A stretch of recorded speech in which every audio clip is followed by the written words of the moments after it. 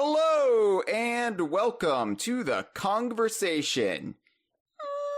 Mini. I'm Hyle Russell. And I'm Cameron Reigle. And we're going to be discussing Banjo-Kazooie on the Nintendo Switch. Well, Banjo-Kazooie on Nintendo Switch Online plus expansion pack. Which, terrible name. I hate that it's NSO plus. I know why they, have the different moniker for it, because this is a expanded service, but it's just so clunky to say every time. I'm so numb to clunky names in this fandom anymore. Like, I think we hit the apex with Sonic and Sega All-Stars Racing with Banjo-Kazooie, and it just, I'm numb to it anymore. At least that's fun to say. Like, at least that is just, like, word salad nonsense that's almost poetic in how stupid it is. Donkey Kong Country Returns 3D. Right. No, this was the big news. Well, I want to say this was the big news coming out of the September Nintendo Direct from last year, but I guess there was a lot of big news in that one, and it's hard to crowd out Banjo-Kazooie returning to Nintendo. That Direct somehow found the way, but this was what a lot of people have been wanting for a long time, and it was kind of tempered a little bit by the price of the expansion pack service for NSO. And then all of the problems with those early games on the service, like Ocarina of Time, and there's some issues with Mario Kart 64, and people were a little bit snake bit when it came to this. So by the time that Banjo-Kazooie did come in January. By the way, I am surprised how quickly it came to the service after the announcement. I figured it would be, halfway through 2022. No, they got it out pretty quick. Yeah, it's funny, like the turnaround time. I'm so used to like Donkey Kong Country games taking a long time to be added anytime they do a new service with Super Nintendo games. Yeah. And Banjo-Kazooie was announced right out front and within months. Yeah, you would think that it would be easier to get Donkey Kong Country games on the service, which, I mean, it is on NSO, the original trilogy at least, but historically, you're right, like, it's always a wait to get them on, and you would think Donkey Kong 64 would have been the game that would have popped up here before Banjo-Kazooie, but no, Banjo-Kazooie is the first core DKU game. Mario Kart 64 being a cameo game isn't considered a core DKU game, but it's here, and overall reception has been almost universally positive. Like, obviously you're going to get complaints here or there. Nobody's ever going to be in agreement with this sort of thing. But I think this is the big game on the service that the fewest people have had problems with. And it's great to see, considering how much was riding on this, like the historical importance and the meaning behind it for a lot of people of having Banjo-Kazooie on a Nintendo console again. Yeah, we'll get into it, but I played through the game myself on Nintendo Switch Online just within the last few days, and I think pretty much any issues with it are intrinsic to the Nintendo Switch Online experience in general. Mm-hmm. It seems like a very, very intact, faithful version of the game, without like obvious problems. Yeah. Well, we're going to get into all of it, all of our thoughts on it. We do have some calls to take. We don't always take calls on a mini, but I know how many Banjo fans out there who are regular listeners probably wanted to have their say on it. So we're going to take them one after the other. Let's go ahead and play the first call. And we're gonna give our thoughts maybe here or there on it, but a lot of it will tie into our larger points of discussion here. So we're not going to belabor each one.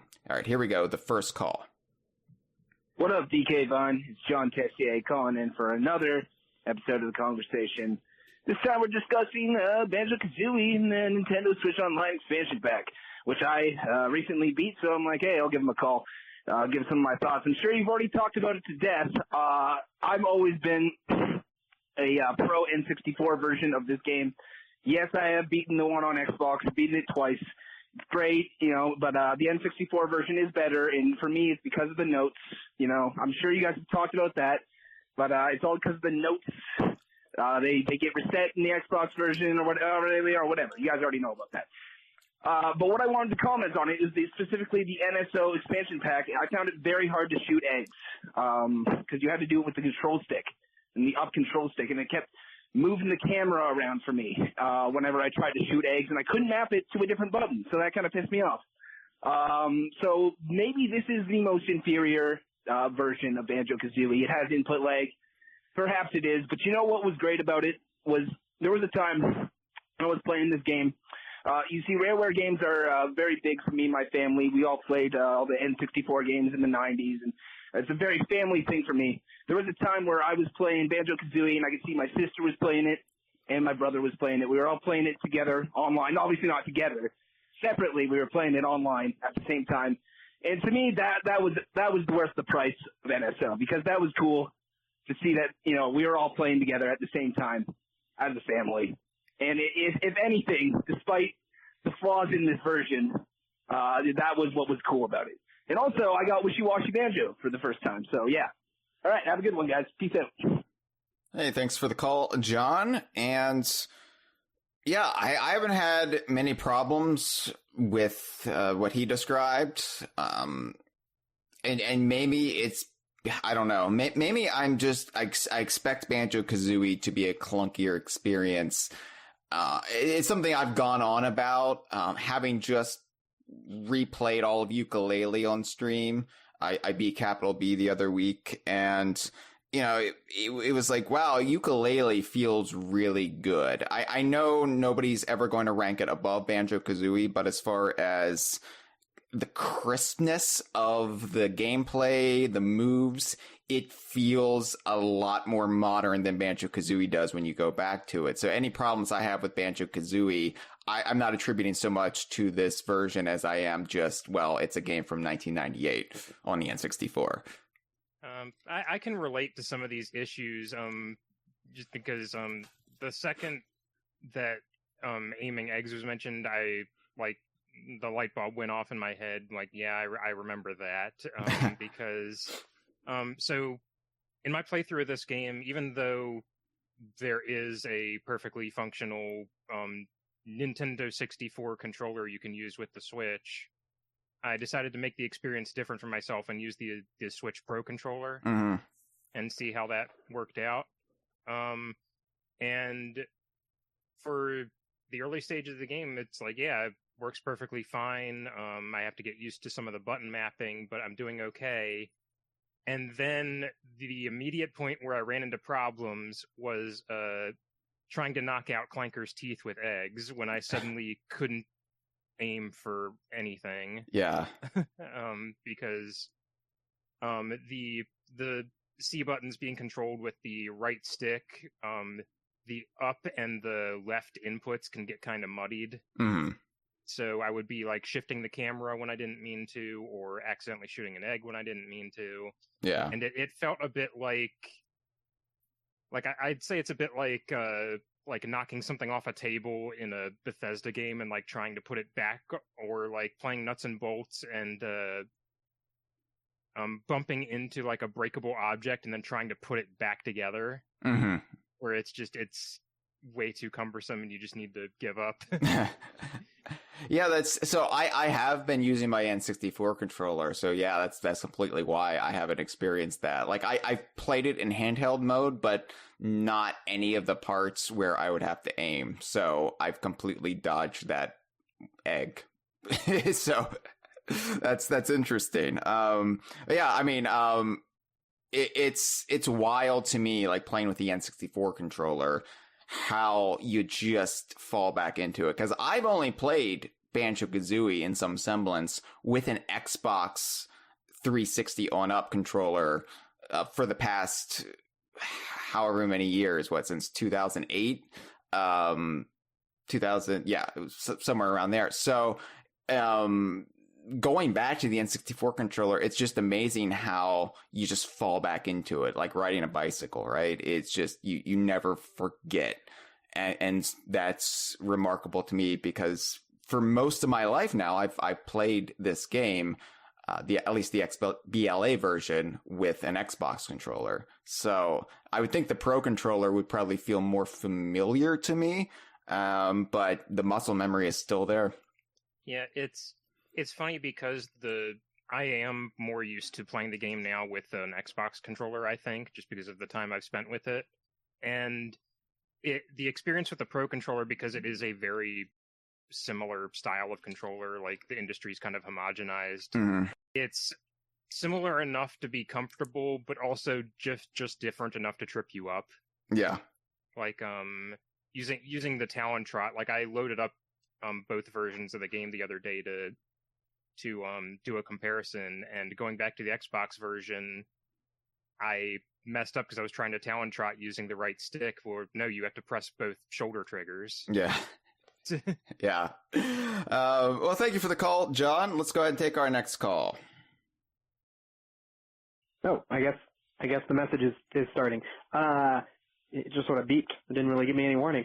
Anyway, just calling in. It's Ray Day Pinball here. I love the Banjo-Kazooie on Switch. I went for the whole, $50 thing, whatever, just to play Banjo-Kazooie, and totally worth it. It's amazing to be able to play that game on a modern console the way it was meant to be played, with the note system that challenges you, and you have to always make sure you got those honeycombs, because, man, your heart starts pounding when you get down to one honeycomb in winter in Click Clock Wood. So I'm so happy they kept it faithful, and the Mansion plays the right audio on the keyboard. That was a big one for me. And I just am so happy that they did it. And I really, really hope they do Banjo-Tooie, because the being able to skip the text, that's another big thing that the Xbox One's missed. And I think Banjo-Tooie, the audio is kind of funky in Xbox, especially like jiggy appearing sounds and whatnot, theremin issues, stuff like that. So hopefully Banjo-Tooie comes out and it'll be glorious, because we won't have as bad as frame rate issues as you do on the N64, but you'll get the full experience with the right audio, the right, everything, the right font. Gotta love that font. Anyway, just blabbering about Banjo on Switch. I'm just so happy it's there. Thanks. Thank you, Ray Day. And gotta love that font. I have to say, I got used to the XBLA font on the Banjo games, but having that original N64 font, it makes me so happy. I don't know what it is. It's just like, yeah, same. It's not quantifiable for me. There's just something like comfortable about that original font. Like, I don't even necessarily think like the font in the XBLA version is bad. It's just like, I can tell that it's different and it's weird. Yeah, it's just one of those things where if this is the version you grew up with, if this is the version that you were introduced to Banjo-Kazooie with, I don't know. It's just kind of comfort food. Like, it's meaningless, the font, right? And at the end of the day, but it's... And to the credit of Ukulele, I think they hit on a font that's a lot closer to my mental idea of like, yeah, that's what a Banjo typeface looks like. Yeah.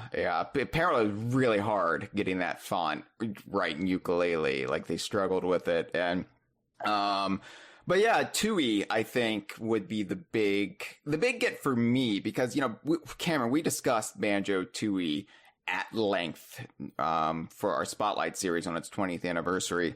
And, Tooie is a game I run hot and cold with. It's a weird kind of Schrodinger's game for me, where I both love it and hate it at the same time.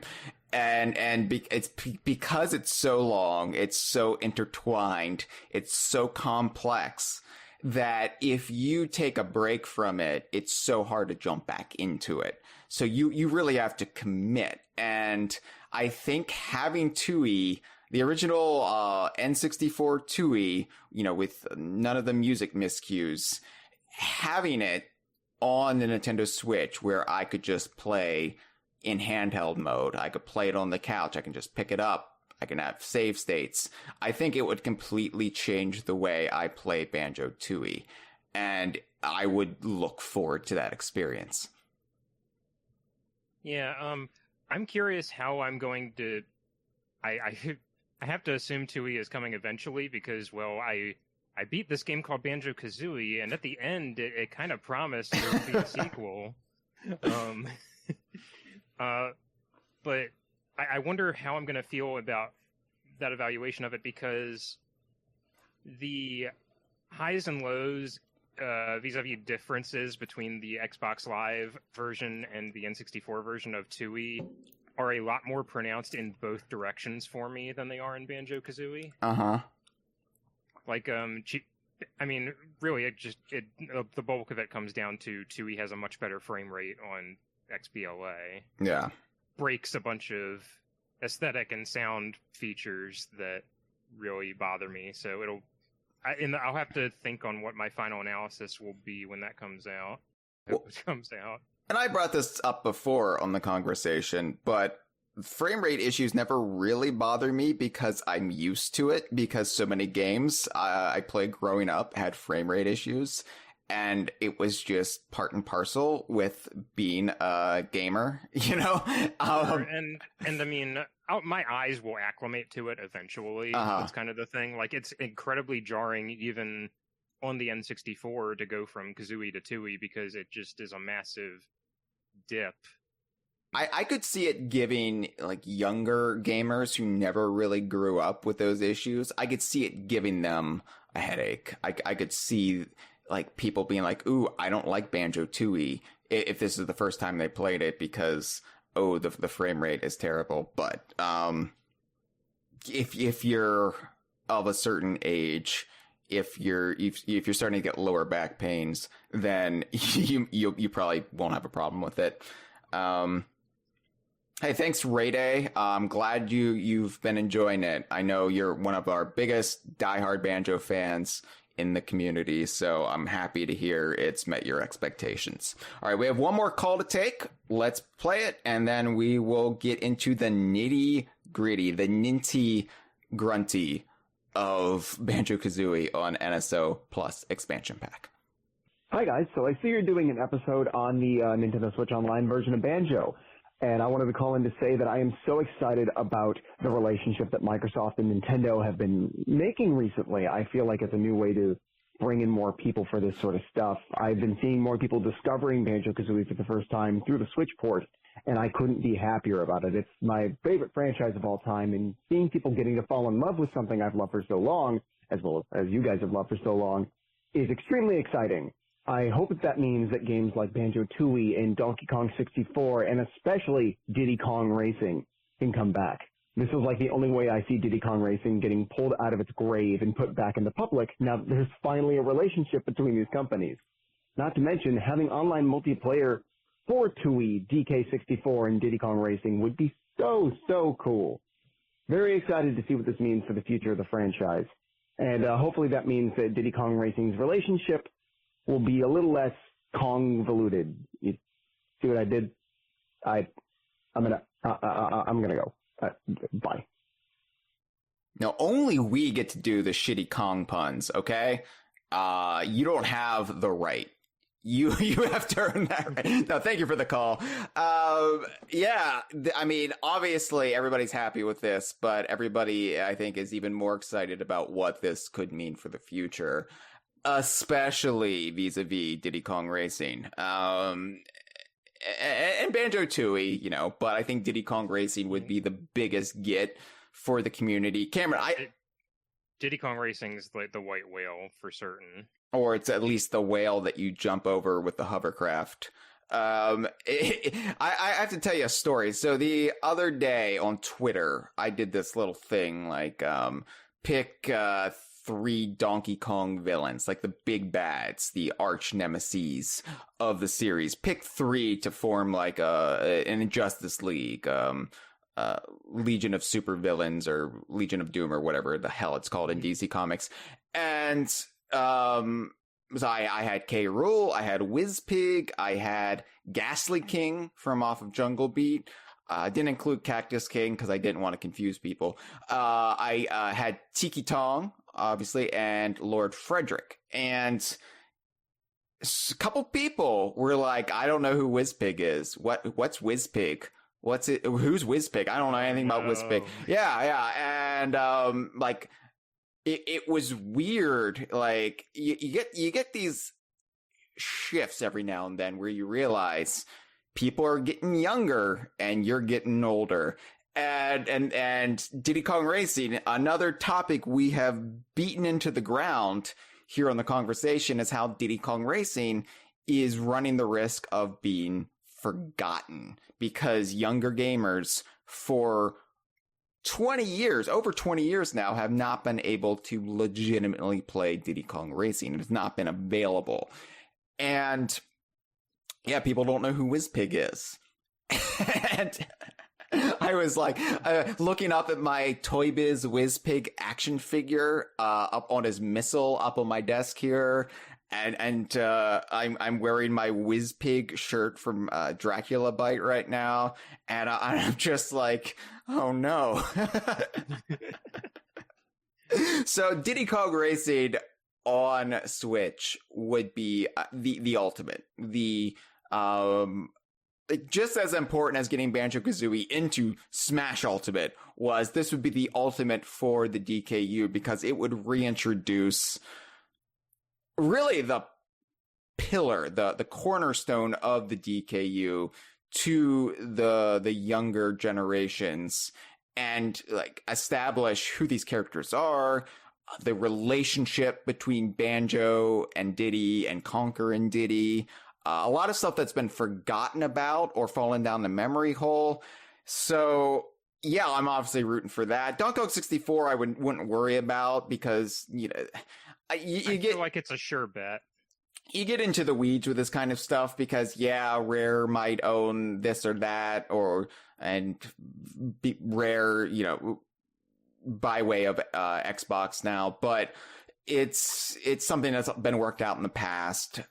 We have historical precedent for it happening. Yeah. So Donkey Kong 64, I would never worry about. It's really the N64 versions of the Banjo games, and especially Diddy Kong Racing that are the big ones. Stuff that you couldn't experience on Rare Replay. Yeah, so far, like, Donkey Kong 64 is the one I'd be the most confident in. I feel like Tooie is like 99% a sure bet just because we got Kazooie, and why would you only get Kazooie and not also Tooie? But everything else does feel up in the air, and like if we could only get one more Rare game on Switch besides Tooie, I'd want Diddy Kong Racing. Same. Cameron, I like maybe even instead of Tooie, to be honest, but I still want Tooie. Yeah, I want Tooie. I would take Tooie and Diddy Kong Racing over Donkey Kong 64, but just thinking. Fortunately, this isn't a Twitter post where where one has to go. So I think optimistically we will get all three. Yeah, I think the universal warm reception to Banjo-Kazooie on NSO Plus expansion pack bodes well. If everybody hated it, then, you know, all parties involved might just throw up their hands and be like, look, we tried to please you.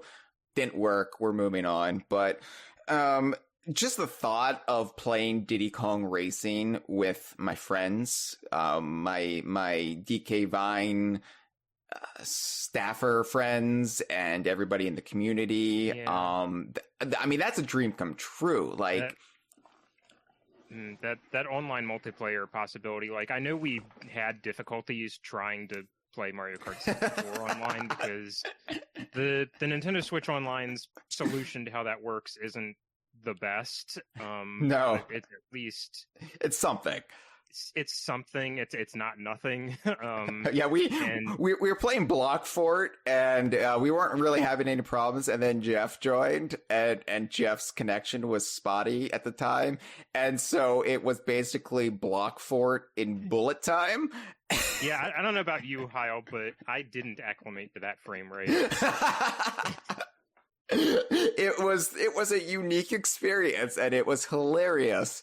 But I don't need to have that in my life on a routine basis. But yeah, I didn't think about it until this call, but this would also be, if we get TUI, potentially the first time TUI's had online multiplayer, because the Xbox Live Arcade version is local only. Yeah, and I've never really delved too much into the multiplayer of TUI or Donkey Kong 64, because, by that point, like, my IRL friends, we weren't really getting together to, like, we might play Donkey Kong 64 together. The adventure, we might play Banjo-Tooie a little bit together, but we are mostly doing things on our own at that point. And then when we did get together, somebody's just going to break out GoldenEye. So it's also the one scenario I can imagine where people, if we get people from DK Vine together, Tower of Tragedy multiplayer might actually not be incredibly one-sided, because look, you get 4 friends together and only one of you brought the copy of Banjo-Tooie, you're going to be the one who knows all the minute trivia about Banjo-Tooie. Yeah. It's not like Mario Party where everybody can come in on an even keel. Where you get the experts in. You get people who have devoted their lives to studying the minutia of these games, and then you're going to have some serious sparks fly. So I'm excited about what this might lead to in the future, but I also don't want to count my chickens. I don't want to count my my Heggy eggs before they hatch here, because this itself, Banjo-Kazooie on a Nintendo console, would have been unthinkable a scant 5 to 6 years ago. Like, this is maybe 7 years ago, 8 years ago, whatever. Like, pre-Rare Renaissance, this would have been basically unthinkable. And here we are. And it is just... like, it's weird to me how surreal it feels, okay? Because, one, booting up Banjo-Kazooie on the Switch should be this brain-melting thing. And maybe it's because we're in a post-Super Smash Bros. Ultimate world, but it both feels surreal and it feels not at all at odds with reality. It's just like, oh yeah, I'm playing Banjo-Kazooie on Switch. Maybe I've had time to acclimate to the idea. But it feels weird, but it doesn't feel weird. It feels like, oh yeah, this is normal. This is reality now. It's weird how not surreal it feels. You're right. Yeah. By the way, in the live stream right now, just Andre says the idea of a DK Vine Tower of Tragedy stream has me drooling. So it's something we do have to do. If only to collect Andre's vital bodily fluids for future use. So, yeah, I wanted to get into, and you wanted to get into, hence you chronicling all of this, the differences between the NSO version, not just to the XBLA version, which is what most people, like Game Explain, have done and chronicled, but also this is the wilder thing for me, the differences between the NSO version and the original N64 1.0 Banjo-Kazooie cartridge, which is what I grew up with. I got it on the day it came out, so it's the only version of Banjo-Kazooie I've ever known. My friend Elliot, my DKU compatriot before DK Vine, that's the version he had. So I've only ever played that cartridge. And there have been differences in this, and that's because it is from the US 1.1 release, which is also the release they used in Japan, I believe. This took a detour. I got into the weeds with this. Originally, like, I only was researching this because I thought, well, we'll need to talk about, like, the merits of this version versus the XBLA version versus the original and the reverse. Mm-hmm. And I didn't expect to get into quite as minute detail, which I shouldn't have been surprised because it's me. But, yeah, and so I looked into a lot of this, and I want to give a special shout out to Shane from the DK Vine community, who really helped me research some of this when I had questions about like, was this is different in this version, but was it also different in the 1.1 revision from back in the day? Yeah. So most of the stuff that's like, it looks like this is derived from the 1.1 release. So any changes in that version from the original N64 run are in this. And like just going from the top, those are changing the texture on the turbo trainers to a star, from a star to a lightning bolt. Cameron, I never knew this. And maybe I did know it, and it just wasn't information I kept stored in the data banks. But I never knew that the running shoes, which is what they're called in Banjo-Kazooie, had the turbo trainers lightning bolt in later iterations of the original Banjo-Kazooie. I thought that was just something they changed in Tooie.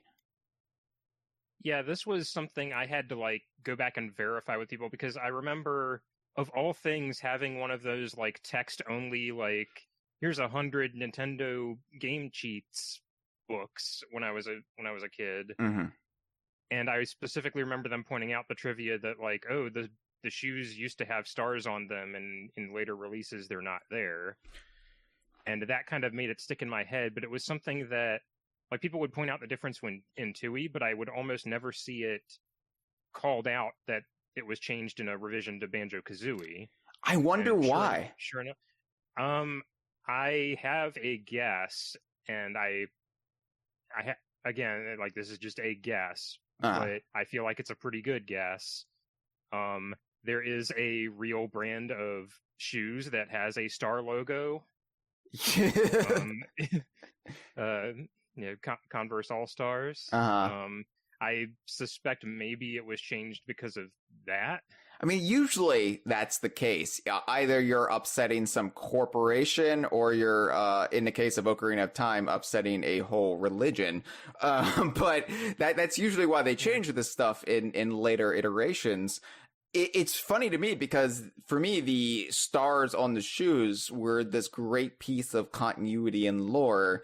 The sporting goods company in the Rare Archipelago utilizes stars on their clothing, like shoes, shirts, boats, seen in Conker's Pocket Tales. So, like, the turbo trainers I always took to be like a separate competing brand. Like, you have the running shoes, and then you have the rival, the turbo trainers, like a Nike Adidas sort of thing, or Nike Reebok, whatever. But I do think ultimately the lightning bolt makes more sense in context, because though that said, it's like, now do they have, if there's another Banjo game, do they have to worry about like DC thinking that looks too similar to the Flash? I don't know. Yeah, that's the most mind-blowing thing to me, something I never knew. And yep, here we are. Okay. And the other changes from the 1.1 version, at least that I know of, are all changes that are documented. Well, partly changes that are documented because they are things that come into play when you try to speedrun the game. Mm-hmm. Well, actually, not so much this first part, I don't think, because this is just more of a thing that is good to patch. Probably good to patch out of a modern release of it, because it's a bad thing to have in your game. So in both Mad Monster Mansion and Click Clock Wood, there are places you can go out of bounds. There is like some, in Mad Monster Mansion, it's collision detection that's like kind of faulty with the well. Mm-hmm. That can like cause you to go out of bounds. And in Click Clock Wood, there is and this is, I think, even something that DK Vine documented back in the day. There's a way for you to, normally the sequence in Click Clock Wood goes that when you first run into Naughty, he gives you the speech about how he's stuck out of his house, but Right. he's underwater. The rock blocking his house is also underwater. You can't really help him in spring because you have no way to. There is, like, through some finagling, a way to break that rock in the original release in spring, like either using eggs or like using some kind of glitch to move around underwater. And it turns out that's not an intended thing to do because that tunnel is not textured or complete, and you'll fall into the void if you go in it. So yeah, not things that are intended to happen. Probably good to not have in a modern re-release. Yeah. The thing that I addressed earlier that comes into play with speedrunning is, so in the original release of the game, whenever Banjo stands on a steep surface that would either need the Talon Trot or for you to be like some kind of transformation to stand on, he'll be able to stand on it for like a few seconds before he automatically slides off. And the speedrunning community has abused that glitch to skip over some things to shave off a few minutes. For instance, the Jiggy at the top of the termite tower in Mumbo's Mountain is meant to be so steep that even Talon Trot can't get up it. You have to get the termite transformation. Yeah.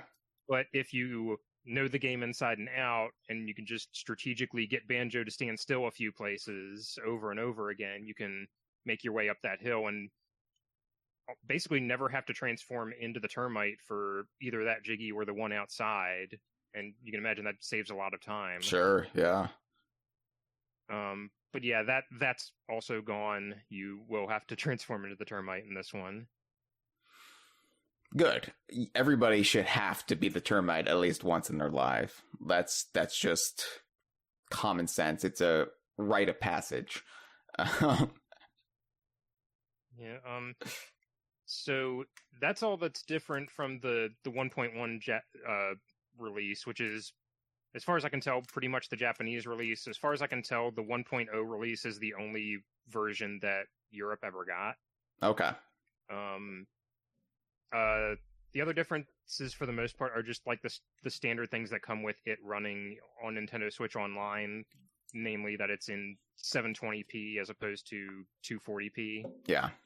Which isn't the highest resolution you can play Banjo-Kazooie in, because you can pop over to the Xbox Live Arcade version, and if you have a Series X or an Xbox One X, you can play it with a 4K resolution. Yeah. But I gotta say, this is something I was pleasantly surprised with, because I did not feel like I could count on Nintendo re-releasing these games with any resolution boost above 480, because that's what it was on the Wii U. Yeah. So even if it's not as crisp as it could be, it is a lot cleaner, and I know not everybody likes that. A lot of people like playing their N64 games to have a little bit of blur. But yeah, I think if you make it too clear, it's like the porn industry's fear of higher resolution. Like, you don't want to see everything. So, playing the game as it was intended at the time can be beneficial because it hides the imperfections. But I think 720p is a good compromise where it's just crisp enough, but it doesn't go too far into the absurdity and like putting a spotlight on the fact that this game was made in the late 90s. So and I love that it's not widescreen. I love that it's the original standard definition, if you want to call it that. I don't know. Something about it. It's like, this is the way Banjo-Kazooie was intended to be seen. I don't have any issue with the XBLA version when I'm playing that. It's great that it's widescreen, but sometimes you don't want to see all the vegetables hopping around in the background of Spiral Mountain. Yeah, it's one of those things where, like, I think it's both of these things, the resolution and the widescreen, I think it's a situation where it's good to have options because I really like playing Banjo-Kazooie in widescreen on XBLA, but I also understand the game was not designed around that. Yeah. So it's like, say, those like the widescreen DVDs of Buffy where you see like stage and set equipment off the side of the frame sometimes because you weren't meant to see that. Right. So that's actually an issue with a lot of stuff in the early days of HD where they would film them with like standard definition in mind, and then the widescreen HD versions, they wouldn't put any thought or framing into it, so it's just unnecessary, or in those cases, just completely rife with mistakes and stuff that was never really meant to be seen. So it isn't until you get to about the mid-aughts where everybody was starting to think in the terms of, no, this is just widescreen. We're filming this with widescreen. And I guess same is true with the video game industry. Yeah, there is admittedly one place where it being the original aspect ratio bothers me, and it's not the game's fault. It's a Nintendo Switch Online quirk, which is that damn border you cannot change or get rid of. Yeah. Along with the P1 icon in the corner, which becomes important if you're playing online multiplayer, but doesn't matter when you're playing a single player game. It's just kind of a bug in the corner of the screen. It is great to see my icon of Donkey Kong up in the corner of Banjo-Kazooie at all times. I do want to point out, like, they make unique trailers for all of these re-releases as they come out for Nintendo Switch Online, and on the one hand, it bothers me that like the Banjo-Kazooie NSO trailer on YouTube, which I'm just gonna say like is extremely well edited. They did a spectacular job. I would recommend watching it if you haven't. It's a good like highlight reel of Banjo-Kazooie that you can tell like somebody who really loved the game put together. But all of those trailers have to have the stupid border and the player icon. But they at least did a really cute thing in the Banjo trailer, which is the icon is KK Slider from Animal Crossing, who's playing an instrument. Yep. Yeah, it's clear how much thought they put into that trailer too, because there was the big grand reveal of the Nintendo xylophone that Mumbo plays in the opening sequence, which is also featured on this episode's key art. And because there was a big question leading up to it, most of us assumed it was the N64 original, but there were still some questions. And once you see that, you know, okay, we're dealing with the N64 original, and then you see the original font, and it's just, mwah. You know, it was clear that whoever edited it knew people were going to be looking for those cues, for those tells, and they revealed them in a very deliberate way, just like during the Direct when they had Banjo, at least the US version of the Direct, or the North American version, where they had the reveal of Banjo-Kazooie at the very end and almost like cut off. So it's just like a blink and you miss it. Like, wait, what? Yeah.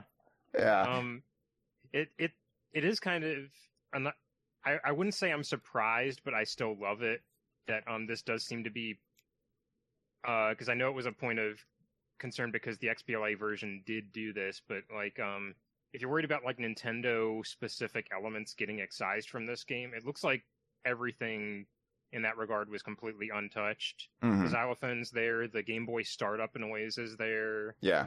I tried to verify if like the Nintendo character names are in the quiz at the end, but I played through that quiz twice and did not see those questions come up, but I have no reason to suspect they're not there. If this is just the 1.1 version, then there's no reason to think there's anything edited. Like it's Barry in Rusty Bucket Bay, like Pocket Tales, 12 Tales era Barry, not Conquer. Barry's still there. Like all the rare logos are still the original rare logo. They're not the revised logo from the mid 2000s, which was done. It's funny that was done to bring the XBLA version up to date, and now it dates it extremely. Right, because the buyout era Rare logo isn't even the one being used by Rare. Now Rare has adopted something much closer to the Rareware version, actually. So nice hybrid. There are 2 logos on from that logo. Well, nobody really wants to talk about the Kinect era logo, but can you imagine Banjo-Kazooie revised to have that logo? Oh my god. Like, as when I'm ranking them, the Rareware logo will always be my favorite, but damn if I don't love the new one, the current one, because it utilizes just enough of the Rareware logo. It genuinely might be my favorite iteration of it. If I didn't have nostalgia kind of guiding, it's kind of the best of every world in that it's a clean logo that you don't have to rely on a 3D render to use. And it also still echoes all the design cues from the original slab. It's a great solution. In the live stream, really quick, Gibbon is asking, how's the input lag, if any? So I have seen reports of whenever people have done like dissections of the game, like to figure out, hey, does it have input lag? The verdict is that I've seen is generally yes. Though input lag is something that, unless it's extremely bad, I usually don't pick up on it historically. Mm-hmm. I don't know about you, Hyle. No, I'm too busy looking at the design on the shoes to really care about stuff like that. Yeah, I mean, it's something that permeates the entire game, but it's again like the frame rate. I think I just kind of acclimate to it. Mm-hmm. But generally, the impression I've seen from the people I've watched on YouTube or like seen text comments for who are like doing this in good faith, it seems like input lag is present but not like extreme, and it's really hard to quantify because people are using an HD television, you're causing input lag.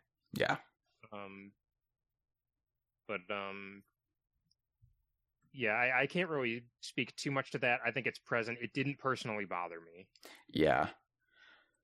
So I don't think we need to go through the bullet points of like the differences between the XBLA version and the NSO version, aka the N64 version, because everybody else has done it and a lot of people are already familiar with it, even if you don't think you are.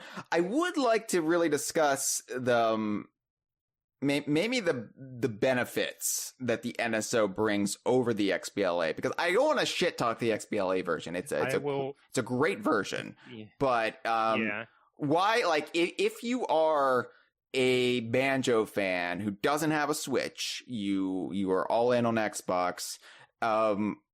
What would be the reasons to make me think about getting a Switch, other than Banjo-Kazooie being in Super Smash Bros. Ultimate?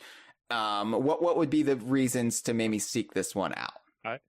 I will start with maybe the most inane thing I can possibly start with, okay. Which is something that the NSO version does better than the N6. Well, actually, no, this is in the XBLA version too, so it doesn't even help my argument. But I did want to just talk about it. So in the N64 version, there's the doorway above Freeze Easy Peak. Oh yeah. It's really hard to notice, but in the N64 version, there's a problem with the texture over the door, where it like kind of stretches like a last row of pixels really, really far, and just kind of like makes the texture kind of a mess. Yeah. So it displays the way it was meant to. The one difference that I have found between it and any of the original N64 releases. I don't know what caused it. I don't know if that's like a thing that was revised back in the day and never like put out, like an internal revision that carried over to XBLA, or if it's like we've gone over that NSO emulation isn't perfect. It might be some like very specific weird hardware quirk that isn't present anymore and suddenly makes the texture display right. And it's hard to tell because I am not, technically minded for any of this stuff. My area of expertise is what you would find in the Tower of Tragedy quizzes, but I do know that, Rare, more than any other studio, knew how to push the limits of the N64 hardware, and that's why they're so hard to emulate. So sometimes you're going to get presentation things cropping up that either were a problem on the N64 or are a problem with emulation. And it's funny that a lot of the emulation problems are kind of the result of Rare accounting too well for what the N64 could and couldn't do. Like all of the timing that breaks in DK64 because it was built to account for the hardware lag. Yes. Yeah, so...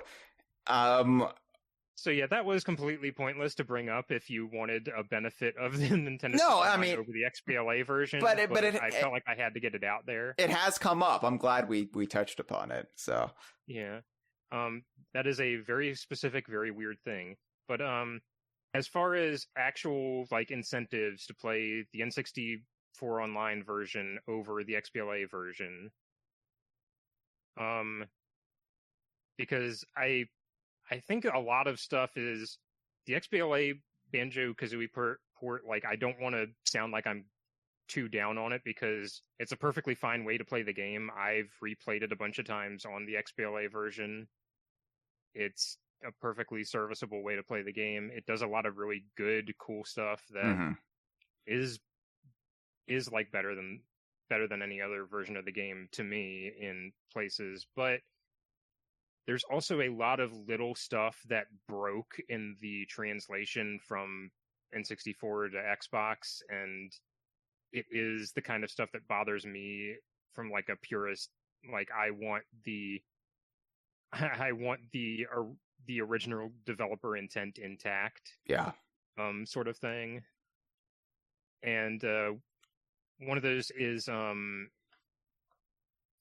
off the bat, there's texture issues in Banjo-Kazooie XBLA that aren't present in the N64 Online version. The most prominent one I can say right off the bat is you ever looked at 2D's the Star? You talked about Star branded clothing, Hyle. Yeah. You ever look at 2D's shirt in the XBLA version?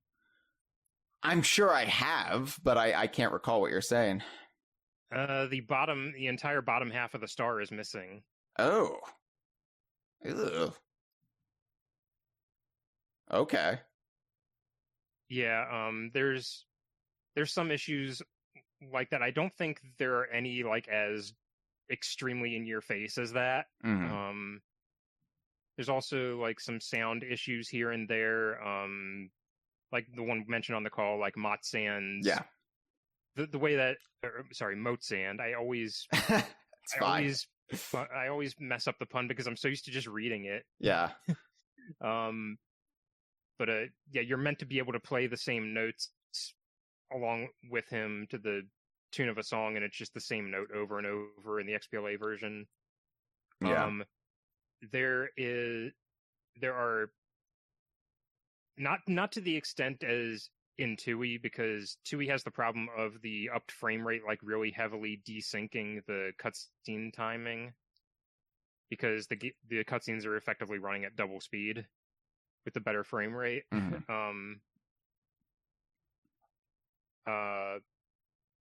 But there are like some light cutscene issues. Like the biggest ones are all in the intro. If you look on the XBLA version, because the frame rate's a bit cleaner, there's a moment when Grunty turns around to leave with her broomstick, and in the XBLA version, the cutscene will just like hang there for 3 seconds. Yeah. To give the cutscene time to catch up. And also when you can't see it, but when she's outside Banjo's house, like trying to wrangle Tootie, you'll hear like a bunch of cartoon sound effects and see the screen shake and dust clouds appear. A lot of those effects aren't in the XBLA version for some reason. And just like other cutscene things that would bother me, that are a bigger deal than that. You know, the like the credit sequence that's not the end of the game, like when you've done Furnace Fun but you haven't actually beat Grunty, where they do the character parade where Mumbo's grilling up Royston. Yeah, before that, they do like a sort of character parade with all the credits, and at the very end of it in the original is a scene where with Banjo and Kazooie walking back to their house and kind of talking to each other, and it's kind of it's cute. It has a little bit of like Kazooie saying like, "Oh, we missed a carrot. We got to go over there and kill it." Yeah.